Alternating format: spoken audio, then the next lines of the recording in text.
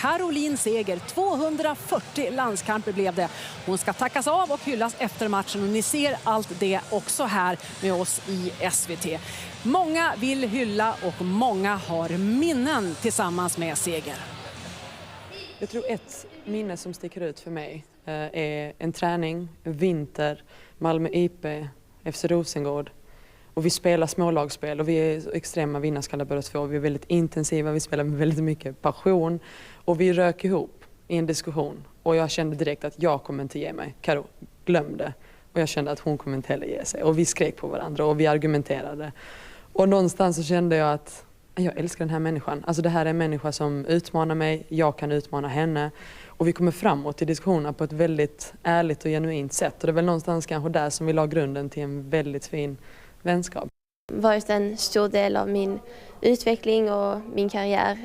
Varit med ända sedan jag kom upp i A-laget i Rosengård och här i landslaget också. Och verkligen tagit hand om mig sedan dag ett. Och lärt mig extremt mycket och verkligen sett upp till henne. Så att hon har varit väldigt viktig för mig i min fotbollskarriär och kommer alltid ha betytt väldigt mycket för mig. Det har varit väldigt mycket glädje, väldigt mycket skratt, men vi har också verkligen funnits varandra i både med- och motgångar. Men direkt kommer jag tänka på vår sista dag på VM förra året. Vi vaknade tidigt, först ner på frukosten, och vi sitter tillsammans och känner att det här var nog vårt sista mästerskap tillsammans. Och någonstans, det blev väldigt sorgligt men ändå fint, för att någonstans tog vi in den stunden. Okej, vi har spelat så otroligt många mästerskap tillsammans. Det här var det sista. Så att det var lite känslosamt, men vi någonstans knöt ihop det lite. Det vi alltid upplevt tillsammans. Många minnen, många känslor. Välkommen hit, Caroline Seger. Dina känslor och tankar den här kvällen.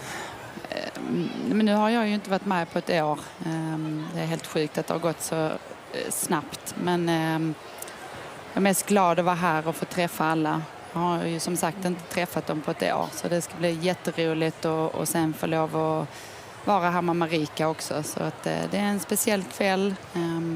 Jag är glad att här är mycket folk och att resultatet förhoppningsvis, det ser ju väldigt bra ut för att ta den där EM-platsen. Du var ju väldigt tydlig med att du inte ville hyllas förrän Marika Domanski-Lyfors, er landslagschef, kunde vara på plats. Nu är hon här ikväll. Hur mycket extra betyder det? Nej, men det är som du säger, det var A och O för att jag skulle tackas av. Hon har varit med mig sedan dag ett, liksom 2005 till jag slutade. Så hon ska vara med, hon ska vara där, för hon är lika stor del till alla mina framgångar. Så det var väldigt viktigt för mig att hon hade liksom energin till att vara med. Så jag är glad att hon är det, och hon ska vara där ute och hon ska också hyllas. Vad är du allra mest stolt över under din så långa karriär, nu med lite distans? Men efter nu här så har jag ju fått otroligt mycket hälsningar av massa människor, spelare som ledare. Där jag har fått så mycket kärlek. Och det är någonstans det finaste som jag har fått genom min karriär. Det är den bekräftelsen på det ledarskapet som jag har försökt att någonstans stå för. Det får jag liksom tillbaks tusenfalt nu av alla spelare som har minnen, där jag har påverkat dem på positiva sätt. Så det är den legacyn som jag hoppas jag lämnar efter mig, som jag märker av i det de säger. Det är den största bekräftelsen jag kan få på att jag har gjort något bra. Bilder som verkligen etsade sig fast i mig direkt, det var ju VM i fjol, Australien, Nya Zeeland, när ni hade vunnit bronsmatchen.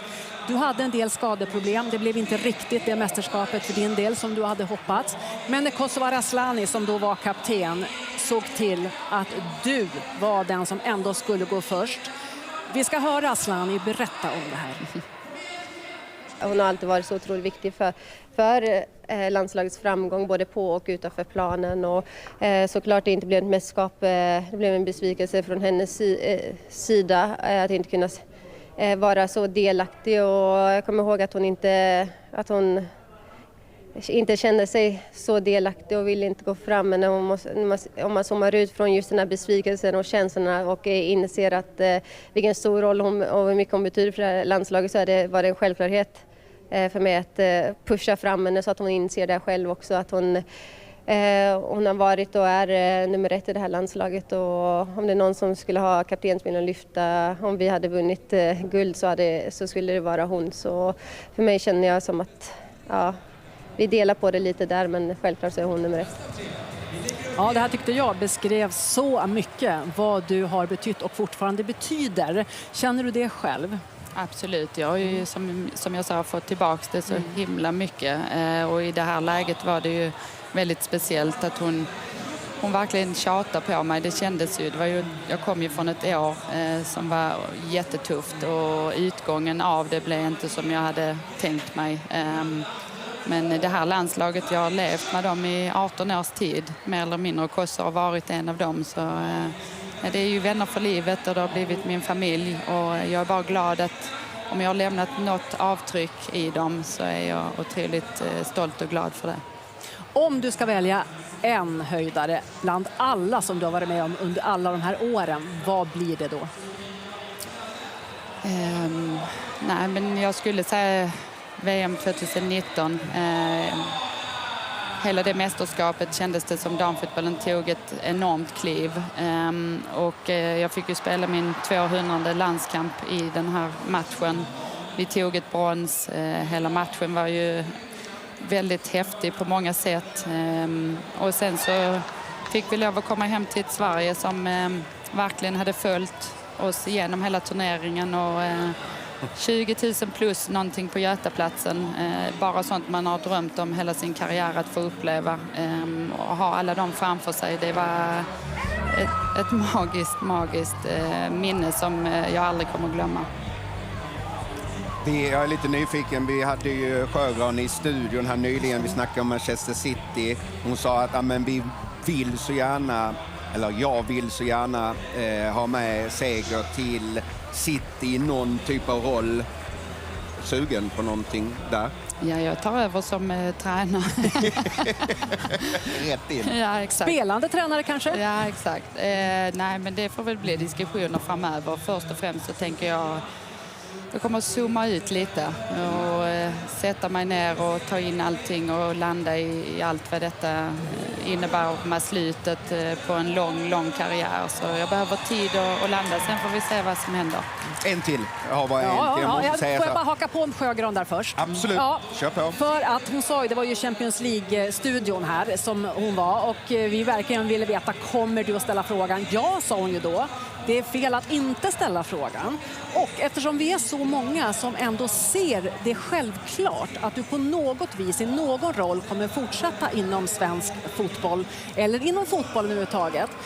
Känner du att det på något sätt ändå kommer bli en fortsättning inom fotbollen?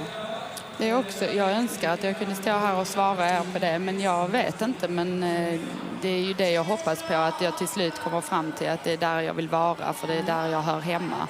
Men det kanske öppnas massa andra dörrar som jag tycker är mycket mer intressant. Men å andra sidan så är jag ju proffs på fotboll. Så förhoppningsvis så kan jag lägga all min energi där sen. Men just nu så behöver jag ju liksom lite distans till allt. Har du någon sån här flickdröm som du skulle vilja göra?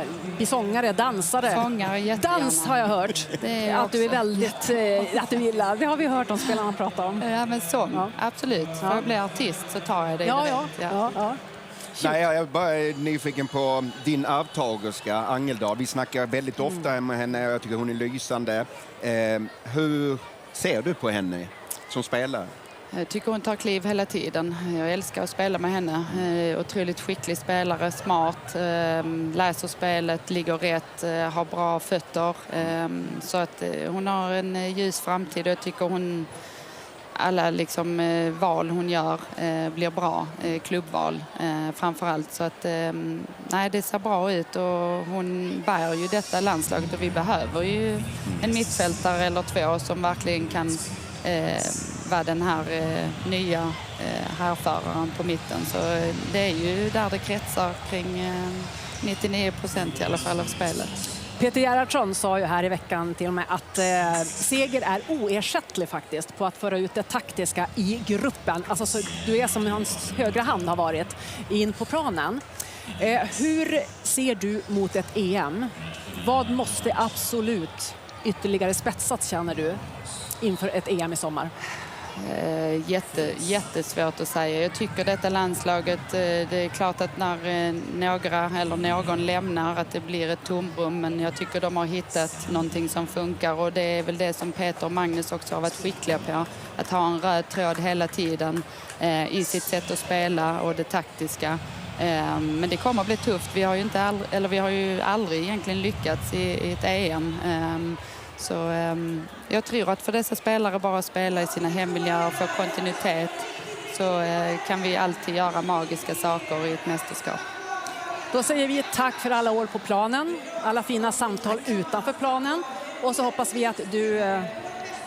Där sångerska. Det är väl bra slutord. Njut av kvällen. Tack så mycket. Tack snälla.